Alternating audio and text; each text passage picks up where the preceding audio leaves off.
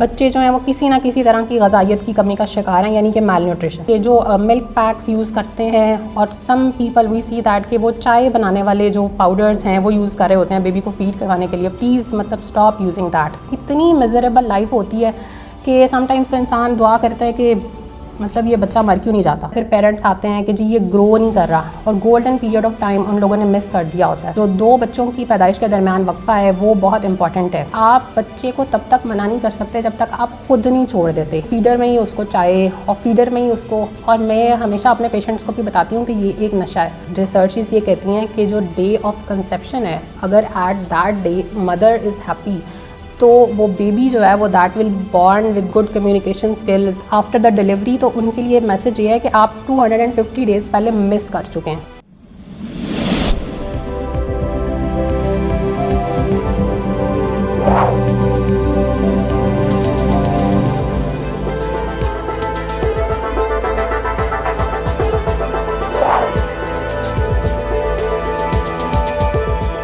अस्सलाम वालेकुम नाजरीन, शेयरिंग ऑफ प्रोफेशनल विजडम के साथ मैं हूं अली रहमान खालिद।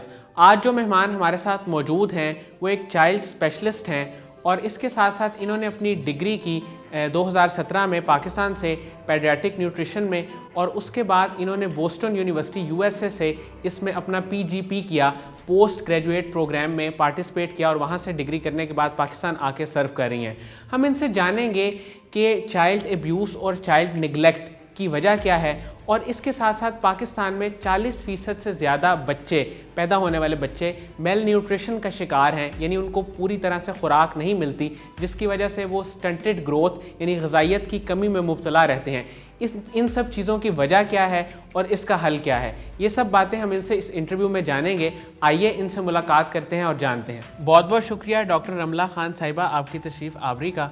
मैम, मुझे ये बताइएगा कि आपने मेडिकल फील्ड का इंतखाब कब किया और चाइल्ड स्पेशलिस्ट बनने का ख्वाब आपने कैसे देखा और कैसे सोचा कि मैं चाइल्ड स्पेशलिस्ट बनूं? Thank you so much Ali, पहले तो इनवाइट करने के लिए। और जहाँ तक जो है मेडिकल फील्ड में आने का मेरा ताल्लुक़ है, तो फ़र्स्ट ऑफ़ ऑल तो ये मेरे फादर की ख्वाहिश थी कि मैं डॉक्टर बनूं, और later on because as I was good in studies तो वो सिलेक्शन हो गया और मैंने जो है वो स्टार्ट कर दी अपनी स्टडीज़।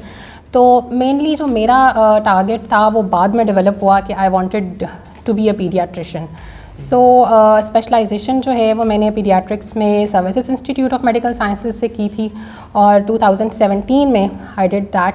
एंड उसके बाद मैंने एक post graduate paediatric nutrition programme I attended from Boston University USA, और since then, like from last 5 years, I am working as a child specialist at National Hospital and Medical Center और at Model Town Society Hospital. Ma'am, USA में study का experience आपका कैसा रहा? अच्छा, actually it was an online course. So during the course मैंने जो सबसे पहले, उनका और हमारा डिफरेंस ये है कि वो वर्ल्ड वाइड एक चीज़ को ग्लोबली जो है वो एड्रेस करते हैं कि लाइक दुनिया में ड्यू टू वॉर क्राइसिस या ड्यू टू जो नेचुरल डिज़ास्टर्स हैं उसकी वजह से जो बच्चों की डेवलप हो रही हैं, आप कह लें कि प्रॉब्लम्स डेवलप हो रही हैं कि the kids are getting homeless, उनकी एजुकेशन के, उनकी न्यूट्रिशन के जो प्रॉब्लम आ रहे हैं वो मुझे उनको ग्लोबली देखने का मौका मिला। और उसमें आपका ये होता है कि आप जो समझ रहे होते हैं ना कि हम इम्प्रूवमेंट की तरफ जा रहे हैं, कि हमारे number of school going kids जो है वो बढ़ रहे हैं या हमारी सिचुएशंस पहले से बेहतर हो रही हैं। वो पढ़ने के बाद मुझे पता चला कि शायद हम थोड़ा पीछे की तरफ जा रहे हैं, कि हमारे number of school going kids with the passage of time कम हो रहे हैं all over the world, that is. तो उसको पढ़ने के बाद लाइक मेरे फोकस जो थे वो थोड़े चेंज हुए कि लाइक हमें, हमारा जो एसेट है बेसिकली हेल्दी किड्स हमारा बहुत बड़ा एसेट है। तो उसमें ये है कि हमें बेसिकली अपने हेल्दी बच्चों को एक प्रॉपर नरिश्ड नेशन के तौर पे हमें लेके चलना हमारे लिए बहुत इंपॉर्टेंट है। और इसके बारे में मुझे लगता है कि इतना लैक ऑफ अवेयरनेस है, ये एक ऐसा टॉपिक है जो शायद डिस्कस ही नहीं किया जा रहा, उसके क्या फ्लॉज हैं और एज ए नेशन फिर हम दूसरों से कितना पीछे रह जाएंगे, वो मतलब that is very alarming. Ma'am, Pakistan में इस वक्त 40% से ज़ायद बच्चे जो हैं वो स्टंटेड ग्रोथ का शिकार हैं, यानी ग़िज़ाइयत की कमी का। तो इसकी वजह क्या है? अच्छा अली, इसकी वजह में जाने से पहले अगेन वही कि 2018 में यूनिसेफ ने एक नेशनल हेल्थ सर्वे कंडक्ट किया इन पाकिस्तान, और उसमें उन्होंने 76,000 किड्स को इंक्लूड किया फ्रॉम बोथ पाकिस्तान के शहरी और देहाती दोनों इलाकों से और पाकिस्तान के चारों सूबों से। तो उसकी जो रिज़ल्ट्स हमारे पास आए वो काफ़ी होपलेस थे। एक तो ये कि पाकिस्तान में मोर देन 40% और इवन मोर बच्चे जो हैं वो किसी ना किसी तरह की ग़िज़ाइयत की कमी का शिकार हैं, यानी कि मेल न्यूट्रिशन। अब वो मेल न्यूट्रिशन उनको किस तरह से इफ़ेक्ट कर रही है, या तो वो उनकी हाइट में इफ़ेक्ट कर रही है या वेट में इफ़ेक्ट कर रही है। ये तो लेटर ऑन अब पाकिस्तान में इसकी वजह क्या है? मेनली तो I would must say that के पॉवर्टी, गुरबत, देन सेकेंड वन इज़ आपकी जहालत, और थर्ड वन इज़ दैट कि हमारे यहाँ एक बहुत बड़ा प्रॉब्लम पुअर सैनिटेशन का भी है कि पीने का साफ़ पानी मैसर नहीं है। और आई थिंक दैट कि the solution to all these problems के लोगों से मैं इस प्लेटफॉर्म से रिक्वेस्ट करूँगी कि प्लीज़ जैसे ही बेबी डिलीवर होता है from the day 1 of life at least एक चाइल्ड स्पेशलिस्ट के साथ, जो कि आपको गवर्नमेंट सेक्टर में भी अवेलेबल हैं, बच्चे का रिकॉर्ड मेंटेन करना शुरू करें कि उसका हाइट, उसकी वेट, उसका हेड सर्कमफ्रेंस, कि वो ग्रोथ कर रहा है या वो कहाँ कहाँ डेफिसिट जैसे ही डेवलप होता है, तो आई विश कि कम से कम हम उसको टाइमली कैच करें। मैम, अगर किसी बच्चे की ये डायग्नोज हो जाए कि वो मेल न्यूट्रिशन का शिकार है या ग़िज़ाइयत की कमी का शिकार है, तो उस पर जो चाइल्ड स्पेशलिस्ट के पास भी उसको लेके जाया जा सकता है, लेकिन फ़र्स्ट स्टेप आप क्या रिकमेंड करेंगी, उसमें क्या होता है? अच्छा अली, सबसे इम्पॉर्टेंट चीज़ तो ये है कि बच्चे की केयर अनडाउटेडली प्रेगनेंसी के फर्स्ट डे से स्टार्ट होती है। जिस दिन कंसेप्शन होती है वही डे इम्पॉर्टेंट है कि मदर की न्यूट्रिशन का ख्याल किया जाए। और जैसे अब एक कॉन्सेप्ट है कि जी first 1000 of days of life, और उसमें जो अराउंड 300 डेज़ हैं वो प्रेगनेंसी के हैं। तो आफ्टर दैट जैसे ही बेबी डिलीवर होता है तो फर्स्ट थिंग जो कि पीडियाट्रिशियन की जॉब है और गायनाकोलॉजिस्ट की भी, कि एक तो मदर को कंसल्ट करें कि वो एक्सक्लूसिव ब्रेस्ट फीडिंग स्टार्ट करें। ये जो एक यूफोरिया डेवलप हो गया है फार्मूला फीडिंग का, उससे हमें थोड़ा सा बाहर आना चाहिए। और इस फॉरम से I would like to guide people a little कि प्लीज़ ये जो मिल्क पैक्स यूज़ करते हैं, और some people we see that कि वो चाय बनाने वाले जो पाउडर्स हैं वो यूज़ कर रहे होते हैं बेबी को फीड करवाने के लिए, प्लीज़ स्टॉप यूजिंग दैट। और 6 मंथ्स का पीरियड जो है वो एक्सक्लूसिव ब्रेस्ट फीडिंग का पीरियड है। उसके बाद बच्चे की आप वीनिंग स्टार्ट करते हैं, और उसमें भी ये है कि इकोनॉमिक बर्डन आप कोशिश करें कि फैमिली के ऊपर ऐड ना हो। मदर को चाहिए कि जो भी अवेलेबल फूड है घर में उसी को बच्चे के लिए जो है वो फोर्टिफाई करके तो उसको वो है प्रिपेयर करे। मैम, पाकिस्तान में चाइल्ड एब्यूज़ और चाइल्ड निगलेक्ट ये चीज़ें बहुत कॉमन हैं, इसकी वजह क्या है? देखें, this is a very sensitive topic, और चाइल्ड एब्यूज़ और चाइल्ड निगलेक्ट आई थिंक कि ये तो फर्स्ट ऑफ ऑल एक स्टेट की रिस्पॉन्सिबिलिटीज़ भी होती हैं कि एक तो वो पहले लोगों में अवेयरनेस क्रिएट करे, और फिर एक नेटवर्क ऑफ इंस्टीट्यूशंस होना चाहिए जिसमें हम बहुत ज़्यादा लैक करते हैं कि अगर हम चाइल्ड एब्यूज़ का एक केस देखते हैं तो उसको रिपोर्ट कैसे करना है, एक बच्चे के क्या राइट्स हैं, वो मोस्ट ऑफ़ द लोगों को तो पता ही नहीं है। जैसे हम जब एज ए चाइल्ड स्पेशलिस्ट जब हम ट्रेनिंग के लिए हॉस्पिटल्स में काम करते हैं तो हम देखने में हमें आता है कि लोग डिलीवरी के टाइम पे या अननोन अननेम्ड न्यू बॉर्न्स को नर्सरी में छोड़ कर चले जाते हैं। वो बच्चे वहाँ पड़े रहते हैं और with the passage of time discover होता है कि जी कोई अटेंडेंट नहीं है। तो it takes hours and sometimes over the passage of night ये डिस्कवर होता है कि जी kid is lying unknown and unnamed, and उसके बाद उस बच्चे की लाइफ किस तरह से सफ़र करती है। फिर अगेन हमारे पास बच्चे आते हैं जो कि at the time of birth वो अपनी मदर से HIV इन्फेक्शन कैरी कर लेते हैं, और फिर जितनी उनकी एक्सपेक्टेड लाइफ है वो उसको जो है वो विद दैट HIV इन्फेक्शन वो उनकी चलती रहती है, और वो इतनी मिजरेबल लाइफ होती है कि समटाइम्स तो इंसान दुआ करता है कि ये बच्चा मर क्यों नहीं जाता। और अदर केसेस ऐसे भी कि जो पेरेंट्स एडिक्ट हैं और वो बच्चे के साथ जिस तरह से उसको ब्रॉटअप करते हैं, that is again a very very sensitive situation. So I would at this platform जैसे मुझे चांस मिल रहा है तो आई वुड से कि बीइंग अ रिस्पॉन्सिबल सिटीज़न, अगर हमें अपने इर्द गिर्द कोई ऐसे केसेस नज़र आते हैं तो फिर भी कुछ ना कुछ पाकिस्तान में जैसे चाइल्ड प्रोटेक्शन ब्यूरो का इंस्टीट्यूशन है लाहौर में, और उसके ऑफिस भी हैं। अगर आप हेल्पलाइन देखेंगे तो आपको हेल्पलाइन का नंबर इजीली गूगल से मिल जाएगा।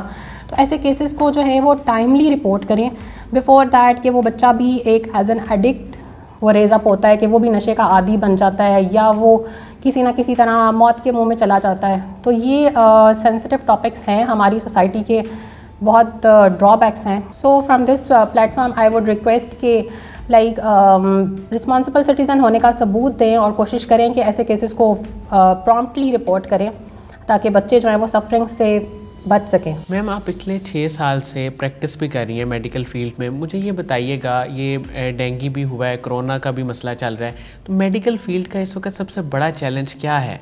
देखिए अली, जैसे अगर आप पीडियाट्रिक मेडिसिन की बात करेंगे तो पीडियाट्रिक मेडिसिन में तो जैसे हमने पहले भी डिस्कस किया कि ग्रोथ और चाइल्ड एब्यूज़, और सेकंड इज़ दैट कि हमारी जो कोविड और डेंगू है इनकी भी बहुत बड़ी रीज़न हमारी एक तो पुअर सैनिटेशन सिस्टम है. जैसे कि एवरीबडी नोज़ कि जो मॉस्कीटो है वो ग्रो करता है on the stagnant water.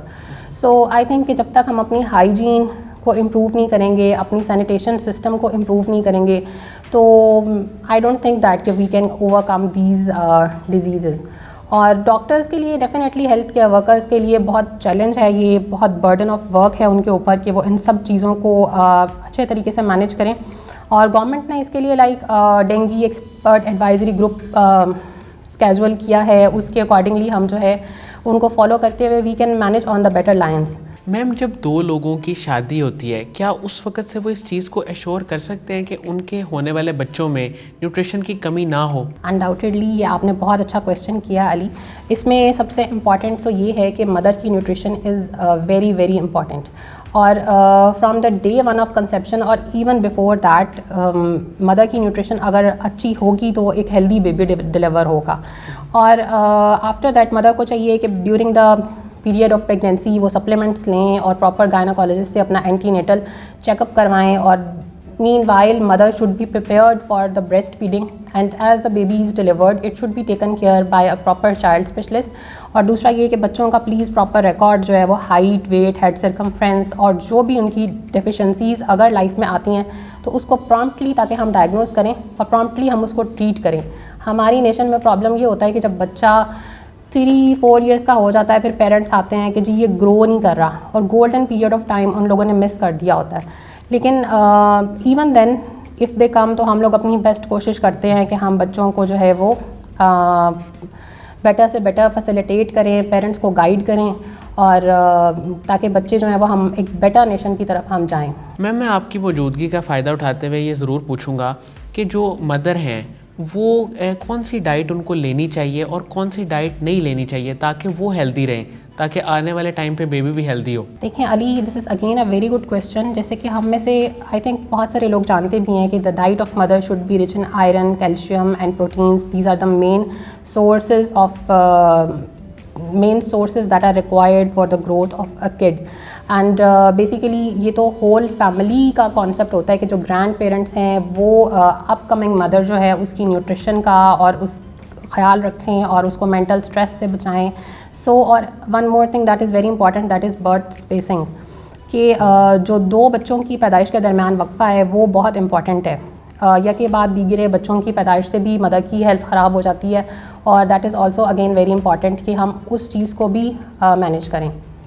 Ma'am, हमारी खुराक में कौन सी ऐसी चीज़ें हैं जिनको फौरी तौर पे एलिमिनेट कर देना चाहिए, जिसमें कोई न्यूट्रिशनल वैल्यू नहीं है, और कौन सी ऐसी चीज़ें हैं जो पहले थीं जिनको हम अब स्किप कर चुके हैं, वो लाजमी होनी चाहिए?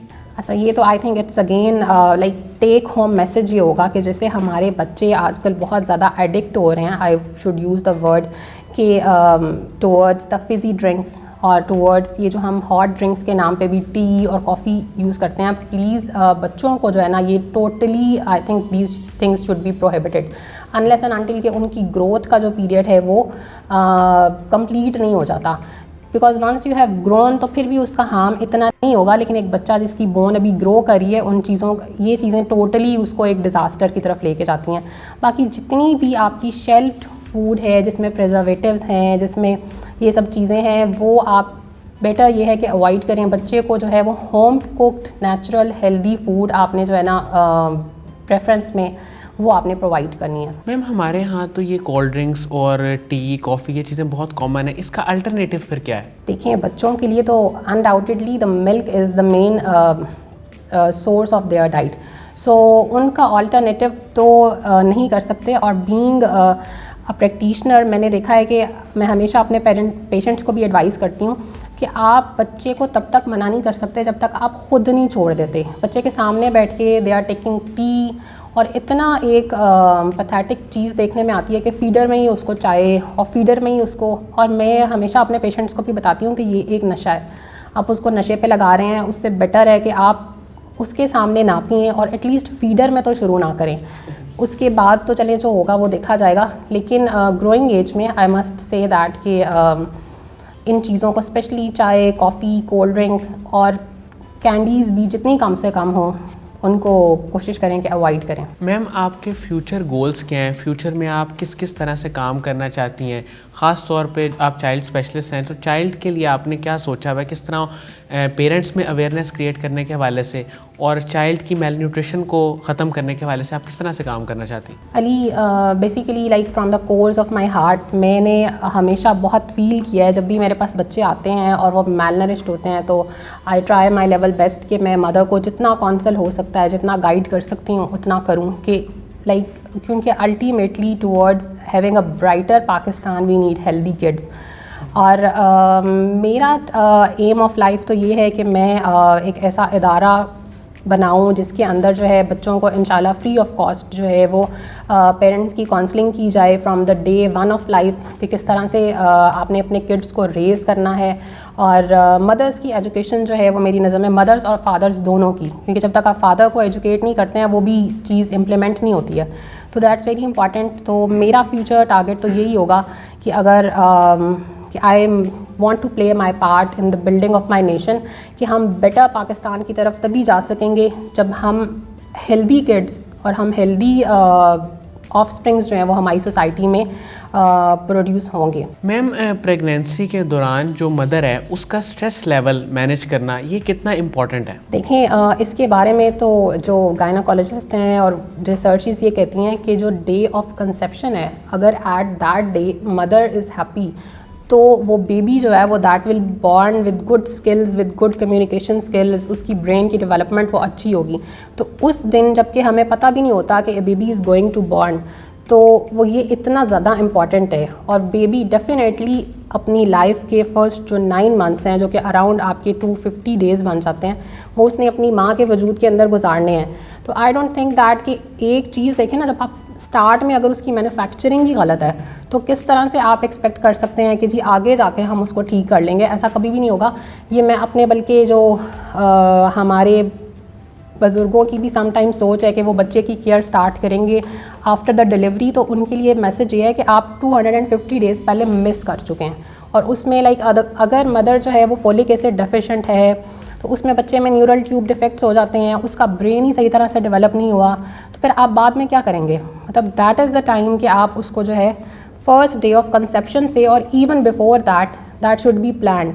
और इसमें यह भी एक इम्पॉर्टेंट है कि हमारे यहाँ लोग जब मैरिजेस के लिए प्रिपरेशंस करते हैं तो बहुत सारी प्रिपरेशंस होती हैं, they spend a lot of money, but I would like point out towards that thing कि उस वक्त जो अपकमिंग ब्राइड है, that is the upcoming mother, तो उसकी nutrition is very important at this is the time कि आप उसकी अगर एनीमिया है, उसकी कोई आयरन की कमी है, उसको उस टाइम पे फुलफ़िल करें instead of wasting money on the useless things. Better है कि आप उसको एट दैट टाइम आप चीज़ों को करेक्ट करना शुरू करेंगे तो you will be having ultimately a healthy generation and a healthy future. Ma'am Qasim Ali Shah साहब के आपने लेक्चर सुने हुए हैं, उनकी फाउंडेशन को विजिट करके आपको कैसा लगा और उनके काम के बारे में आप क्या कहेंगी? अच्छा, undoubtedly this is a matter of great honour for me, it's a great player and I think it's a dreamed of thing that I am here. And Qasim Ali Shah साहब के पास के लिए मेरे पास कोई अल्फाज तो नहीं है, लेकिन आई वुड से दैट कि he is like a tower of light in the sea, कि जब आप कभी भी अकेले होते हैं लाइफ में, कभी when you are in depression, तो you can like take benefit from that light, क्योंकि आप just you can open the YouTube और इतने उनके जो मैसेजेस हैं यूट्यूब पे वो इतना होप क्रिएट करते हैं कि आप अपनी जो एक होपलेसनेस की स्टेट है उससे इंसान आई थिंक एक टोटली बाहर आ सकता है। तो वो मेरी नज़र में वो ऐसा काम कर रहे हैं कि जो शायद बहुत कम लोगों की तरफ उसका ध्यान है। Thank you so much doctor Ramla Khan Sahiba, आपने हमारे लिए टाइम निकाला। Thank you so much. नाज़रीन, मुझे उम्मीद है कि जो लोग बच्चों की सेहत के बारे में बहुत कॉन्शियस हैं और शादी से पहले भी या शादी के बाद भी जो लोग चाहते हैं कि उनके बच्चे हेल्दी हों, वो इसके बारे में पढ़ें, स्टडी करें, इस इंटरव्यू को देखें। इसमें बहुत सारी चीज़ें उन्हें सीखने को मिली होंगी और ख़ास तौर पे आप एक चाइल्ड स्पेशलिस्ट से रब्ता ज़रूर करें ताकि आपके मसाइल हल हो सकें। बहुत बहुत शुक्रिया, अपना बहुत ही ख्याल रखिएगा। अल्लाह हाफ़िज़।